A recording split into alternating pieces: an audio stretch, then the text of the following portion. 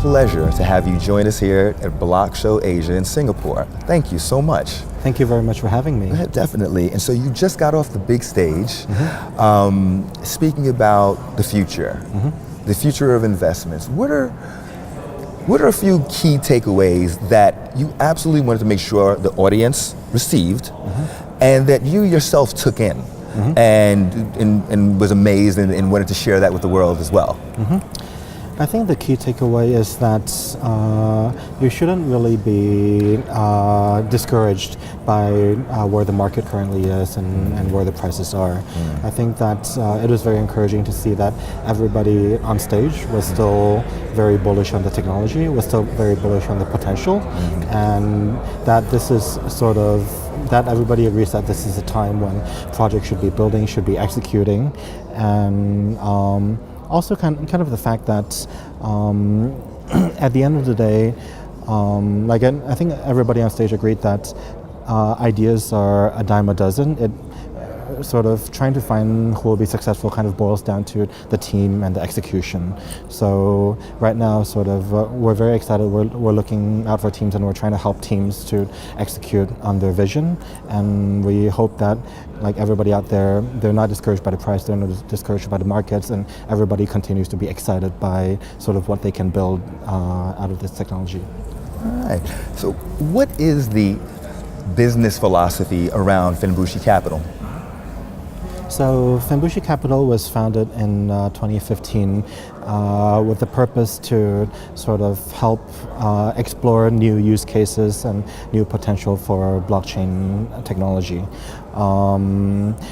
In that sense, we've as reflected in our portfolio, we've made very diverse investments across different sectors, everything from infrastructure up to decentralized apps, everything from, quite frankly, both permission blockchains and permissionless blockchains. So in what sectors personally, Sure. Let's take a moment, what sectors personally do you like? What intrigue you, that this fascinates you in blockchain? So I like the idea of being able to create a new kind of a new decentralized use case. I mean, what I'm looking for is a paradigm shift in business models, just like what the sharing economy has done to car sharing or home sharing or whatnot. Right, exactly. So I'm looking at I'm very excited about now that we have essentially created a decentralized way to store and transfer and share value, what kind of new business models and how can that disrupt sort of how we think about businesses and how we think about how people interact with each other. Okay. What company, what blockchain startup have you seen that has blown you away and you want to see more like that because of their team or the product or the innovation? What company would that be? So one of our first investments at Fenbushi was a company named Abra. The founder, Bill Barhyde, he's a financial industry veteran. He's had a couple of exits under his belt. But I think what really kind of strikes me is how he's been able to adapt and change his company along with the market and along with how the technology has evolved and how the market has evolved. Because when we invested in him, Abra was trying to create a peer-to-peer kind of ATM, human ATM or cash network where everybody anywhere can withdraw cash by looking, kind of like an Uber, like looking at who's around you and who I can withdraw $100 of cash from. Okay, that's interesting. And sort of how that expanded into basically when the market started to explode get excited for remittances in 2015 and 2016, he then started to try to push the use case for how can I use Abra as a peer-to-peer money network to sort of enable foreign workers from the Philippines all around the world to transfer money. Okay.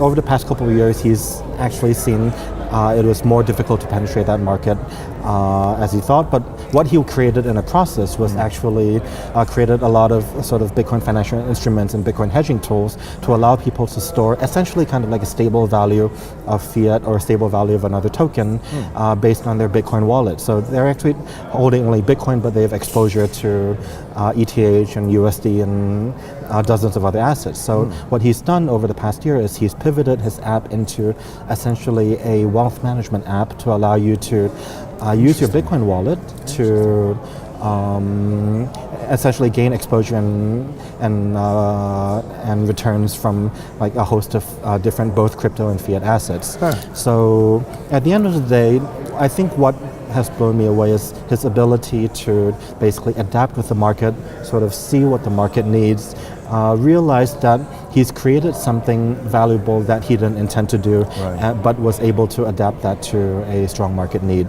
That is a strong leader right there. Yes. I like that. His pivot was stronger than the original idea. Exactly. And the byproducts of that in many silos leads to success. Exactly. I think that, this industry is changing at hyperspeed. It's changing so fast, and the most successful founders will be those who can roll with the punches and adapt as fast as the industry is changing. I tell them when there's a strong wind, you have to be able to flow with that, because when the storm hits, you don't want to stand sturdy and break. Absolutely. That's right. All right. Well, thank you so much for sharing those words of wisdom with us. Thank you. Enjoy the show. Thank you. All right. Very nice to meet you.